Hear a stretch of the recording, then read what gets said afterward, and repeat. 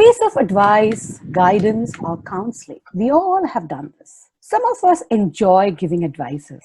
We may or we may not follow, but advices we give. As it said, it's easy to give advices than to follow it. Well, jokes apart, counseling is a talking therapy that involves a trained person listening to you and giving you advices on how to deal with it. Simple, right? We all experience personal challenges or issues in our life. We can deal with these by talking to friends or family or trying to deal with these things ourselves. But there are times, however, when issues are too much for us to manage on our own or cannot be resolved by support from our friends or family. Seeking support and strategies from a professional, such as a counselor, can be helpful. Well, while researching, I was surprised that there are so many issues a person can face.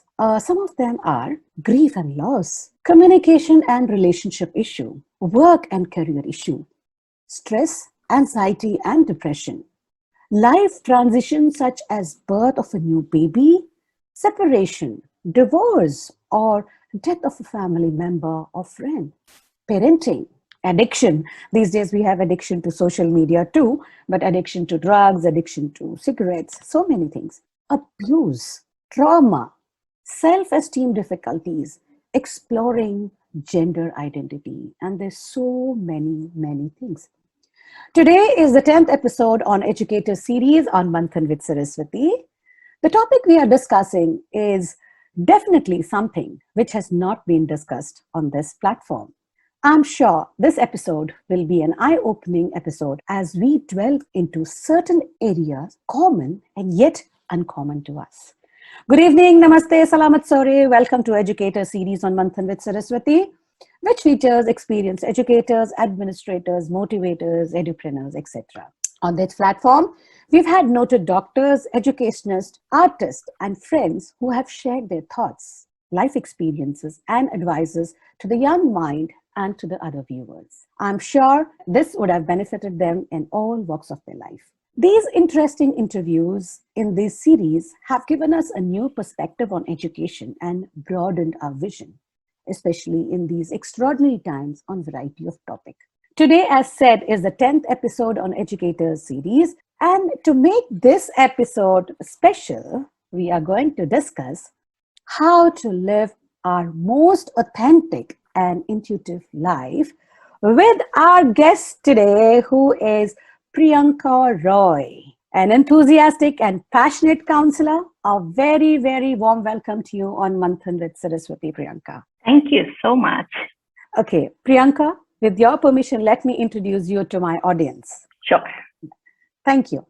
Prionka is a psychotherapist and author based in Singapore. She is the founding director of Sequel Counselling and Consultancy and the co-creator of Story of Me, a woman's coaching program. She is also involved in multiple community projects. Before finding her calling as a full-time counselor, Prionka has been an educator, a communication consultant, and a writer for many years. She now integrates concepts from creativity, communication, and psychology to assist people live a life of balance, purpose, and excellence.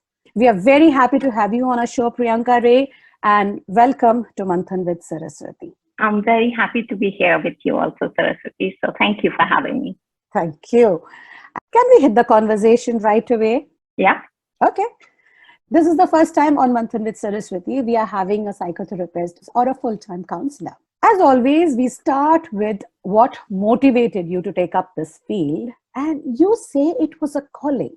What do you mean by that? Could you tell our viewers about it? So how we hear that when you get your calling, everything falls into place. Something like that happened to me. However, it was not a straight journey. It was not something that happened easily. There were like a lot of loops and loops and loops and ups and downs. So that's where it started. So I started initially from advertising and PR. That was my initial training. But when the kids came along, I wanted a bit of flexibility, but I didn't want to let go of my passion for creativity, communication, or working with people. So I retrained in speech communication arts, in speech and drama, in design thinking, and I was teaching that for many years. But something happened in one of my classes that made me realize that the tools that I have gathered along with what I had trained earlier gave me some kind of tools to get people to open up the things that are buried inside. And in my mind, I thought, that needs to go to a place where there is a need. So I started looking around for where I can use this. And that way I ended up with the ministry of, the ministry here, which deals with a lot of kids and youth at risk. I joined them, they trained me, and I used all the training that I had previously into mentoring them and counseling them. That was the first thing that changed my life. The second thing that changed my life was I was sick for a long time and immobile for many months, where I thought I'll never be able to walk again and I'll never be able to do anything. But when I realized that mind has power over body, I realized the time is now. And I know Saraswathi have had a similar experience, that when you are at your worst, you kind of realize what matters the most. And that's when I got okay. And I went back to complete retraining into psychology, into psychotherapy. I did everything that's required, and I finally reached where it seems like, oh, I should have been here right at the beginning. But I didn't. It took me a while, and it took me all this meandering to reach here. Although looking back, I also feel that each of my training, each of my experience was necessary to finally reach here. Like nothing goes to waste. You kind of use everything. And now I use all my experiences and training into what I do now. So it kind of opens me completely rather than keeping me narrow to one way of thinking. And I completely, totally enjoy it. Wow. So what better way of living a life than to do something that you enjoy so much? Amazing listening to you. And sometimes we find our life so very promising when we learn from our experience and then we put it into action, right? Life of experience can make us explore into things which we never thought was possible. And Right. I'm happy and I'm so glad, or rather feeling so blessed that you're in a show. And I'm sure the audience who are watching us now or watch us later, will be definitely benefited by the amazing talk which we are going to have today. Like you said, you have had experiences, I have had experiences, and we are all putting it together to create a difference in this world.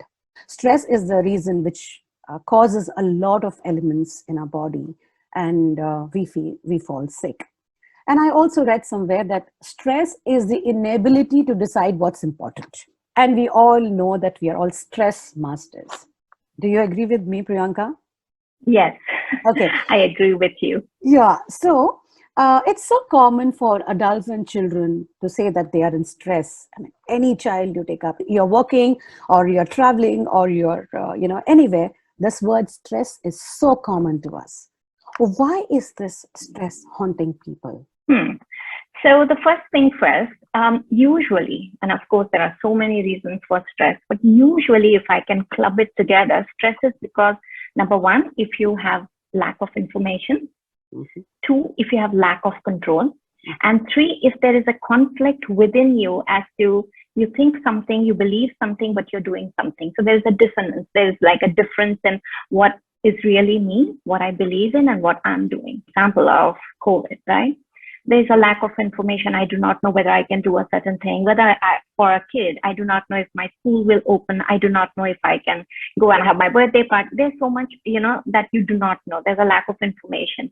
Then there is a lack of control. I can't control. I don't have a control of whether this, thing goes away, whether there's a vaccination that's helping. So there's a lack of control. And then there is the whole conflict about who I am. I'm a person who likes going out, meeting people and all, but I'm holden to my house and like within a screen, not able to connect. So my stress level is just increasing. And I mean, that you can just take it off to the adults as well. When I'm in the office, I have no control over what my boss says, or I'm doing things which I don't believe in, or I have lack of information as to what to do next. Those are the things that stress comes in. However, I must also point out, stress is not always bad. I mean, I think we've given it a bad name. Okay, it's become like, as you say, everyone just talks about stress. It's like the buzzword. It's like cool to be saying, oh, I'm so stressed, or I'm so busy, or I'm so important, saying that I'm stressed. It's not necessarily a bad thing. Stress is a kind of indication that, oh, there is something which is, maybe a potential danger, and so I need to act upon it, or I need to prepare for it. So it's not always a bad thing. Stress in small quantity is in fact good because it raises our productivity. It makes us think faster. It's only when it's prolonged and when I do not know what my coping mechanisms are, or if my coping mechanisms are unhealthy. Like, what do I do about stress? I eat junk food. I stress eat. Or I do nothing but watch TV. Or I just scroll through my phone and numb myself. So those are not the healthy mechanisms, right? So then it becomes a problem because it's affecting our health and everything else. But at the end of it, what I can say, stress in small quantity, not a big deal. Just find ways of being aware of what's triggering it and what can be the healthy coping mechanism. Not as simple as that, but that's how it can come down to if you think of it that way. Wow, Priyanka, your way of explaining stress is just so wonderful. You said it's a buzzword and it is not bad, but it becomes bad when it is prolonged. Yeah, when it is prolonged. Yes, when it is prolonged. Yeah. And ladies who are watching this, you must note what Priyanka has said, that you can overcome stress. Don't get the stress haunt you and keep you without any activity or without you taking a decision how to cope up your stress. Priyanka, when we are able to recognize our strength and challenges or weaknesses, this knowledge helps us to set goals for ourselves. Our strengths help us feel confident in our ability to improve in our weaknesses. It is said that self-awareness leads to understand one's true potential. This is a common understanding of self-awareness. So you as a counselor guide us how to connect with your own intuition or true potentials. So actually, Saraswathi, you said a very important thing, but you said two important things in that. Okay. So there is the intuition that you said, and there is the true potential. Yeah. Those are two different things, but connected. Okay. Please guide our audience. Yes, I will. Yeah. So if I say intuition, there is so much of, oh my God, what is it? And I don't know. And there is, not enough information. And we kind of get very excited about that, which is a good thing because intuition is a very good thing and so underutilized. And if there are more women watching this show, I would say that's one of the superpowers women have, and it's time that they use it more. Okay, so intuition is something that comes to us very quickly without having to deliberate. It's a kind of gut feel. It's a kind of hunch. We meet someone, we kind of sense something. Oh, sometimes we go into a space and we feel good about it. Sometimes we don't feel good about it. We've not put much thought to it. It's just come to us. Okay, and because it's just come to us, we say, it's something I do not trust, or I'm not sure what it was, but I felt this thing. So that is the intuition. It comes a lot out of an awareness which is beyond your usual senses. Okay. Whereas now we come to self-actualization, which is something what we call as reaching your true potential. And that is when you kind of reach your highest self, where you find exactly what you can be. Right? So your intuition is a kind of self-awareness in a way, and maybe linked to your potential, because if you know yourself more, your intuition more, if you practice it more, you will be closer to attaining your true potential. Why? Because most of who we are and our potential is kind of hidden. We are like the iceberg. What we see, what we use is only the tip of the iceberg. What's stored inside us, which is not easily accessible and available, that's where our true potential lies. So if we can connect to both the intuition and if we can move towards our true potential, then obviously it's a game changer. So let me just tell you how to reach towards self-actualization. And these are not 100% like, oh, you do these steps and you reach, but most people who reach there are the ones who kind of reach towards it. So if you want to reach more towards your true potential or your self-actualization, the first thing is that you must have a sense of wonder and amazement. We have it as a child, but we start losing it as we grow older. We get very jaded. We don't have that sense of wonder. Like, we don't go and say, wow, look at that, right? Some may still have a little of it, the others lose it. So the first thing that you must have is that sense of amazement and the willingness to be changed by experiences. Like, you went for a walk, a forest bath, and you were like so moved, so amazed that you felt that I've had this experience, it's going to change my life. To have that sense of wonder, that's one. Second is self-acceptance. Like, as you said, that you know your strengths and weaknesses, that awareness, a realistic awareness, not that, I'm very bad, I'm always bad. A lot of people who do that, if forever, kind of beating yourself, not that, but a realistic self-awareness of my strengths and my weaknesses and acceptance of it. The third thing is being spontaneous, not really sitting all the time and thinking and rethinking and deliberating and calibrating. That is good at times, but also to allow a bit of spontaneity in your life. Then is to have a little solitude or me time, which we don't do usually because we're so busy doing so many things, but you need that me time to connect the dots, to see the bigger picture. Because you are running, where are you running off to? What are the things that you have noticed? What are the things that are working for you, not working for you? You need to be able to sit with yourself, connect the bigger picture. Then the other thing is be creative. When I say be creative, everybody thinks, oh, I take a paintbrush. No, not necessarily. It can be take a paintbrush or whatever you think is creativity, dance, music, and also creative thinking, which is thinking out of the box, finding solution which is not the norm, which is not the usual, doing a different kind of path. That's creativity, right? Other thing that's required is be aware of the sense and sensations within you. Oh. Right? So what am I feeling? What am I noticing? What are my thoughts? Because of these thoughts, what are my actions? Am I feeling something in my stomach? Is there a kind of, chest tightening? What is it? The sensations in our body. That's again linked to you slowing down, you taking a little time off with yourself. And the last thing that you need to do is have a collaborative mindset, empathy. So connectedness, because humans are wired to be connected. And if you let that go, if you get isolated, which is what is happening now, we are not able to connect to too many people. Isolation is coming in, and that drains us, that stresses us. So I'll just do a recap of how to reach towards your reaching full potential is to always have your sense of wonder and excitement, to be self-aware and to accept that these are my, strengths and weaknesses, to be spontaneous, to be having a little me time so that you are aware of your sensations, what's your thought, what's your feeling, to be creative, and to have the collaborative empathy approach. Wow. I think you have explained this concept of, how to bring in our sense of true potential in such a beautiful way. I can very well connect to what you're saying right now, that sometimes we meet people we don't know, and we tend to have instant liking towards them. Or sometimes it's like, oh my God, I don't like that person.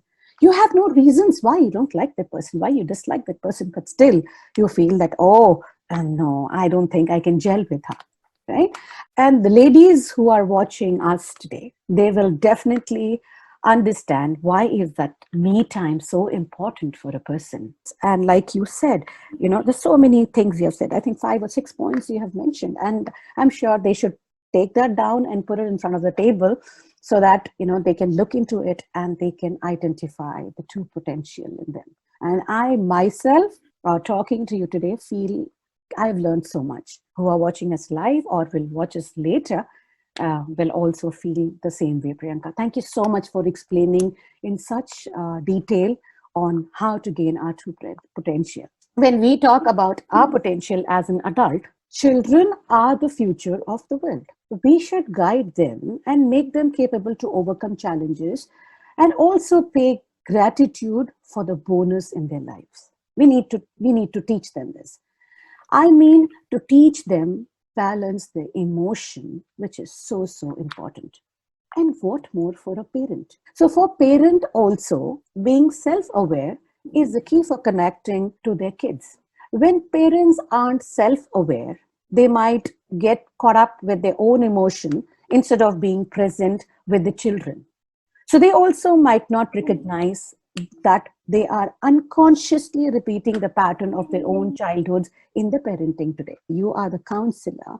Kindly guide the parents how to help children learn to cultivate intuitive and authentic self-being. How early can it begin? Is there any age that they can start training the kids? We would like to know from the expert. And we want to know how we as a parent can help children to learn, cultivate intuitive and authentic self-being, and what age it has to start. So, Saraswati, actually, the children are the most authentic.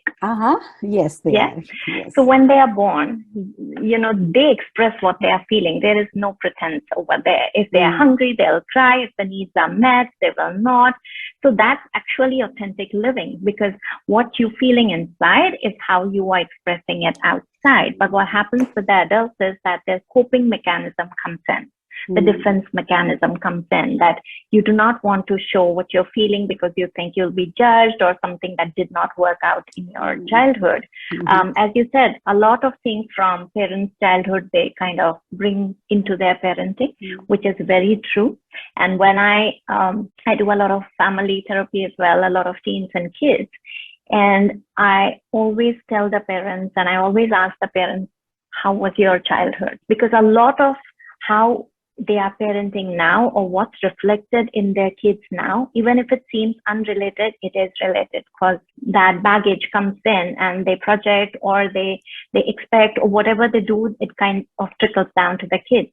So as I said, for the kids, they are very authentic people. It's from toddlerhood, however, the self-awareness of who I am and some kind of a sense of self starts developing, which means that as parents, that's where you have to be mindful to allow them the freedom to be themselves. This is something actually the new parents do very well. In fact, sometimes they overdo.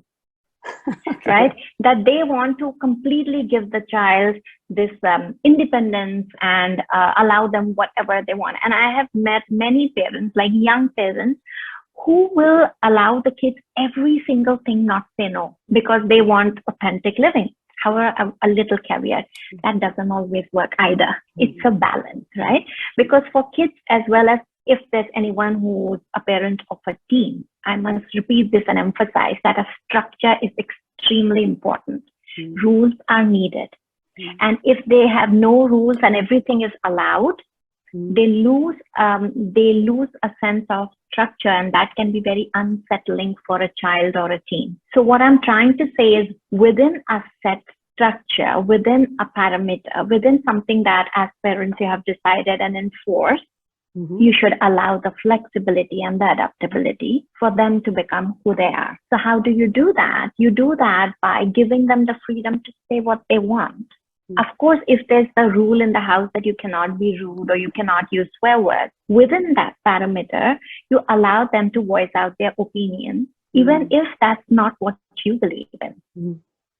And this is very important, because there are times, and I'm sure many parents would be able to, reflect back on this, even they as a child or their own children would sometimes come to them and say, I don't want to go to that person's house, or I don't want to meet this person.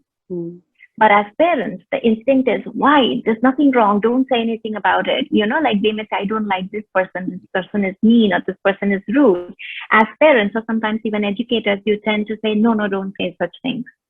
Or you being mean, or why are you saying that things about people? But the point is, there's a red alert. There is something that the child has felt, because of which they voiced out their opinion. Even if it is socially not acceptable, you can still allow the child to speak. You may at the end say that, okay, that's not what I thought, but if you are thinking it, let me hear it.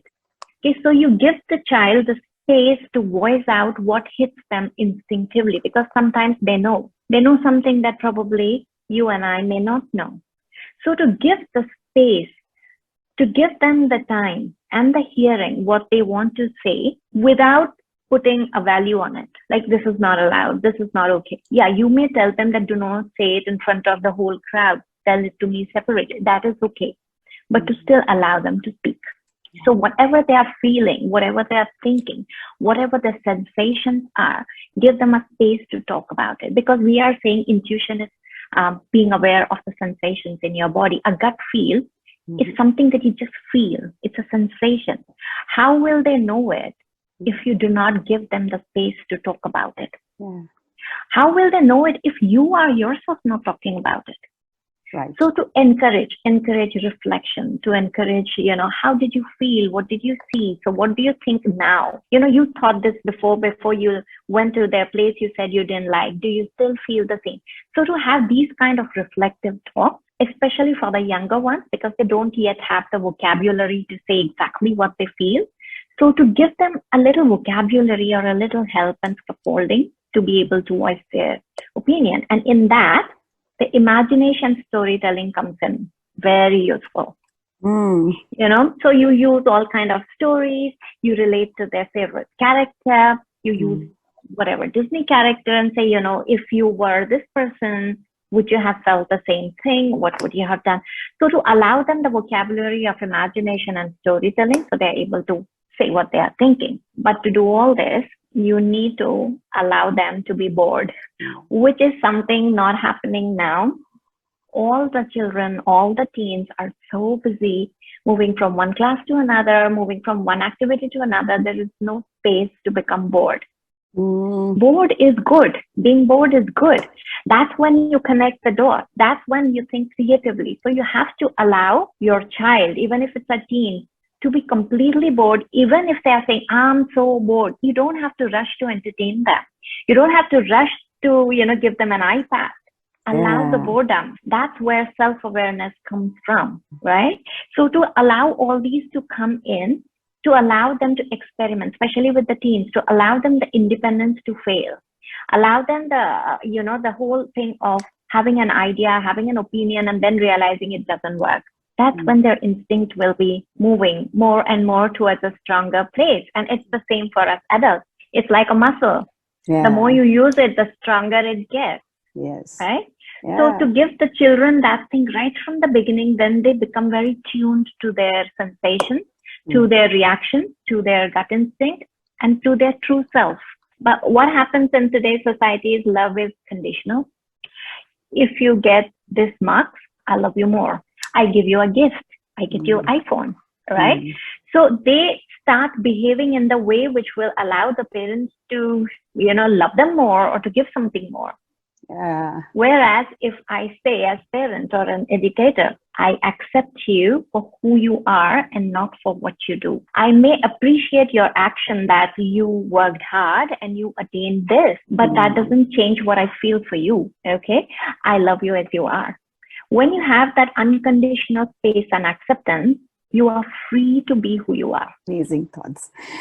Wonderful. Right? And I think that's for everyone, not just for kids. It's for all of us. If we are accepted for who we are, we will be who we are without bothering. And we will be more in tune with our natural abilities. The problem, Saraswathi, is that the natural abilities and strength we have are so natural.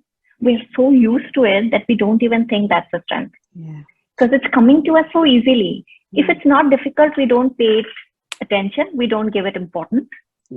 I've got to stop and pause and think, what's coming to me so naturally that I don't even think about it. That's your strength.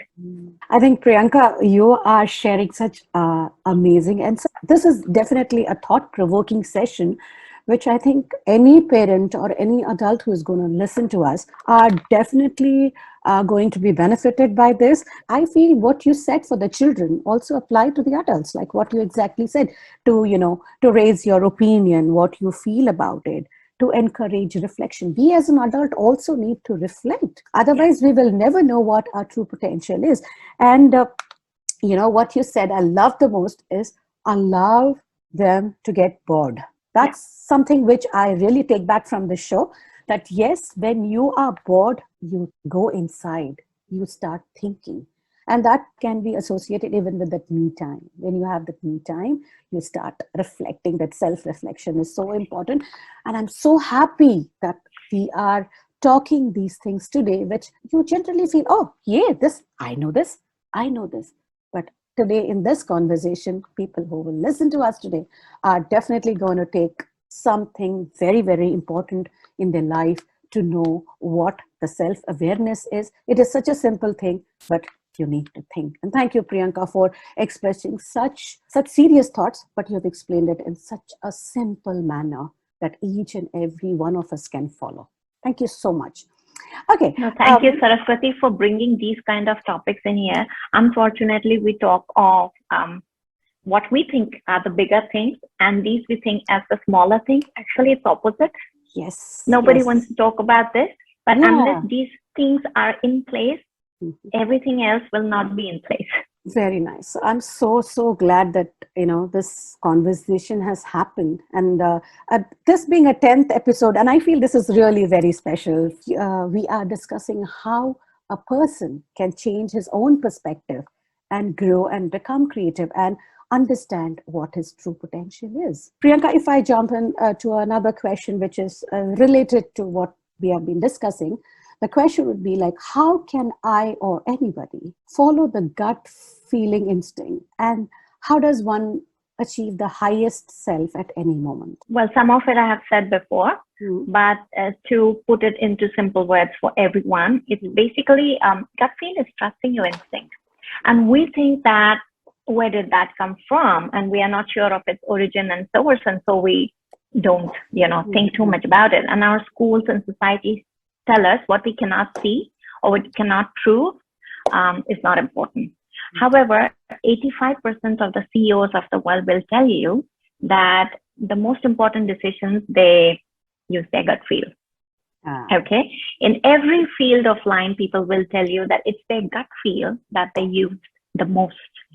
So where is this feeling coming from? It's not out from just nowhere. It's basically what your unconscious or subconscious noticed before your sense registered it. As I said, most of our potential is hidden to us.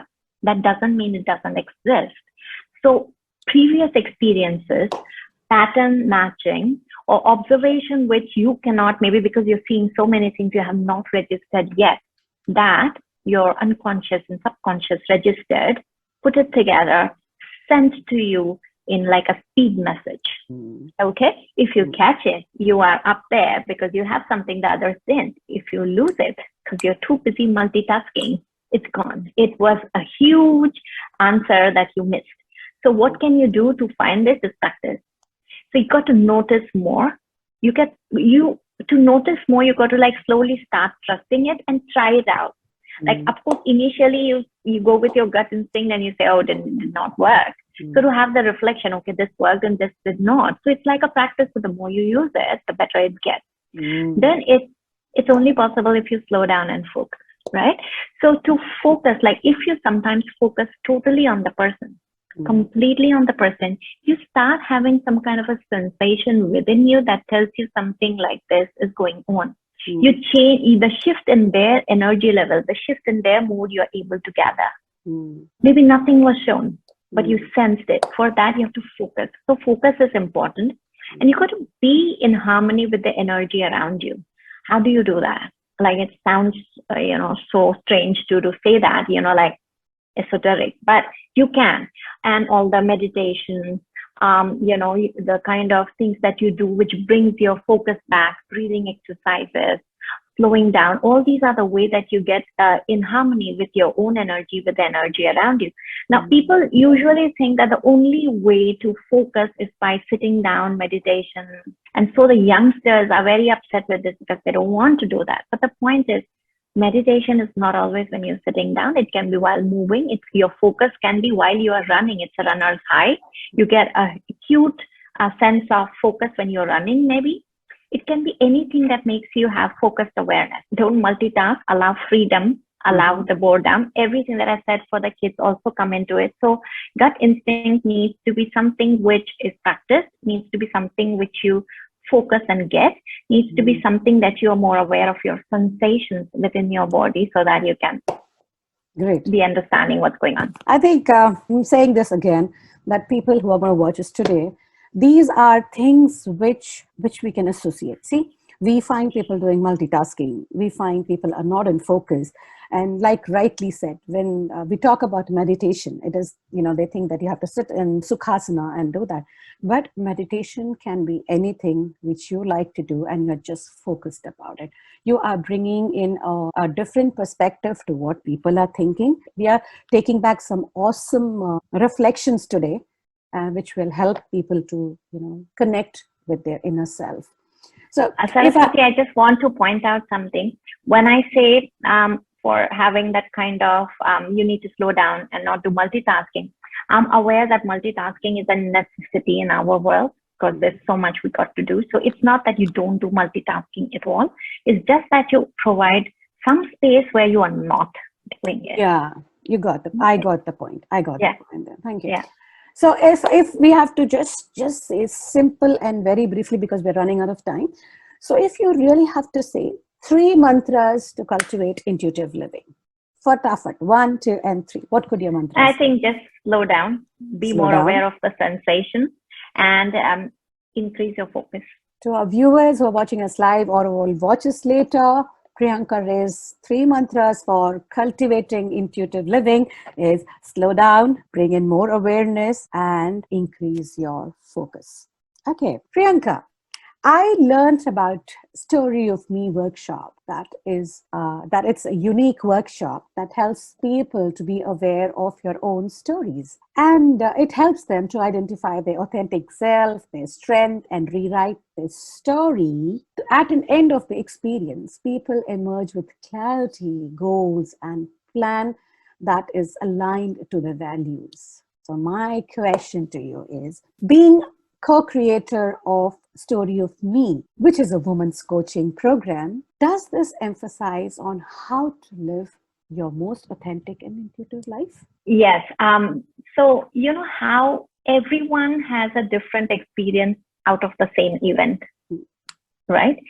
So this program, basically, I co-created with my partner, Nandini, who's a career and life coach. So I brought in what I know from my field and she brought in what she knows. And we put it together because we wanted to give people a space where they can do what we have just said, have a little pause, do a little reflection, because sometimes the reflection by yourself is difficult. So you need someone facilitating you and guiding you with the right questions. Mm-hmm. So we wanted a safe space where that can be done, especially for women. And that's why we kind of made it for women, because women with so many roles and responsibilities running that they do in their life, they kind of forget who they are. And in my therapy work and even in Story of Me, we realized that women, successful women, entrepreneurs, a career woman, they all come, and when you ask them exactly who you are and what you want, they're stumped a little bit because they're not very sure, because what they wanted maybe at some point, they don't want it now. So they haven't had this reflection or the pause to go through it. Mm-hmm. And so they come in to have these 3 days that actually we're having the next one of February 14, 15, 16, to have 2.5 hours to reflect. We have certain, exercises to go through that. And yes, they get the clarity. But as I said, everyone takes a different thing out of it. Yeah. Some people get the clarity that, oh, I'm doing exactly what I love, and to reach my next higher self, I need to add this. Or, this thing is draining my energy. I need to take them out so that I can be who I am. The others get a different kind of aha moment. It's like everything that I have been running so far is meaningless to me, And I was just doing that because the society said, or my husband said, or my peers said, or just because I was, running and didn't realize what I'm running for.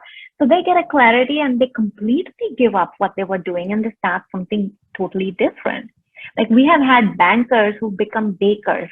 We have had designers who become writers. And we have had people who were doing whatever they were doing, but they kind of, scaled it. We have had housewives who kind of just got a new understanding of what all they do in the, in their daily lives, like a new appreciation for themselves. Yeah. So it's like everyone gets a different sort of clarity, but the whole purpose is to allow each individual to have their own journey. And we just are the facilitators who help them through that. This program of yours is going to uplift so many of them. And like you said, aha moment is so important for a person to grow. Banker has become baker, Yeah. This is so interesting to know. It is very, very interesting and so fulfilling for us to see, where it has gone through, and they're all in touch with us. We have like a community around where we check in on people. So initially, Saraswathi, we started it as a face-to-face, and we did it in Singapore. We went to India, we did it there, but then COVID hit and we took it online. So, but the online has worked so well because anyone can join from any country. So that has expanded it, and it is so beautiful to watch these stories of transformation. Yeah. See, from what you're saying, I can just quote Dr. Seth's quotation here. Be who you are and say what you feel, because those who mind don't matter, and those who matter don't mind. So definitely, I'm sure, the ladies who come there will be the follower of this particular proverb.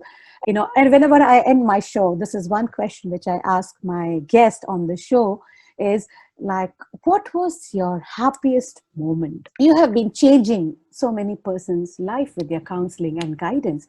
So can you just share one of the happiest moment with us? That's very difficult to say because each person who comes to me, I am always hoping for something that changes. However, I think there's one case which is a very happy case for me. It's because it was not completely what I do in counseling or in Story of Me or in any of the consultancy that I do for writing or anything at all. This is something where I volunteer, and I was assigned a teen who had completely given up on life, so much so that she was hospitalized multiple times, and there was no will to live. They had, she was restrained and everything. And over the time, we reached such a beautiful place where she would bake for me every time that I would visit her, and she would, give me in her own way what she could, and she would show me what she is capable of. Slowly, we developed a kind of friendship, and she calls me her friend because as a volunteer, I'm not a counselor there, but she calls me a friend, and there's this huge age gap between us. And it was so satisfying to see this child in a state where there is no support. I mean, this is one of the very, very sad cases I've seen. No support, no interest, no inspiration, no positivity. And from there, I see these little tiny, recovery moments where there's so much of joy when we meet. And that is something that made me extremely happy because there was such a hopeless situation, and where it is now. So yeah, in moments like these, I've had so many of these, so I can't even count. There have been so many such moments where they were like, I didn't know whether they'll live or not. Then they go to do amazing things, and it's so satisfying. You have been a blessing to their life, I'm sure about it. It gives you a great pleasure, and you really thank, and your life is full of gratitude when you come across, such a situation when a person is nowhere and you are slowly bringing them to bring in the joy which life brings to you. So you are doing such a wonderful job, and you are a blessing to the community, I should say. So, thank you, Saraswathi. I think there's something that I would like to add. People look for big miracles. Yeah. However, miracles are not really big or small. Miracle is a miracle. So even a small thing like today you touch someone by just saying hello and making their day is also a miracle. So we don't need to be always hoping for huge, big miracle. In a small way, whatever we do, I'm sure each one of us is touching a life. Each one of us is making a difference to something or somebody. And I think that connectedness is what keeps us together, and that makes our life worth living. Very well. And stress becomes less, gratitude becomes high. Yes. And as a human being, we should try to be a blessing to another person. Thank you so much, Priyanka, for Thank you sharing so much for having me. I would like to end the show with an amazing thought of Gandhiji here. The day the power of love overrules the love of power, the world will know the peace, said Gandhiji. Friends, ponder over this and enjoy the weekend. Once again, I want to give a big, big thank you to Prionka Ray for taking her time out and sharing this extraordinary thoughts and knowledge with us. It was truly a mind-blowing discussion and wonderful having you on my show. And kindly like the page Manthan with Saraswathi. And this is Saraswathi saying bye-bye. And thank you for watching. Thank you so much, Priyanka, for Thank you being so there on much, the show. Saraswathi. Thank you Thank you so much.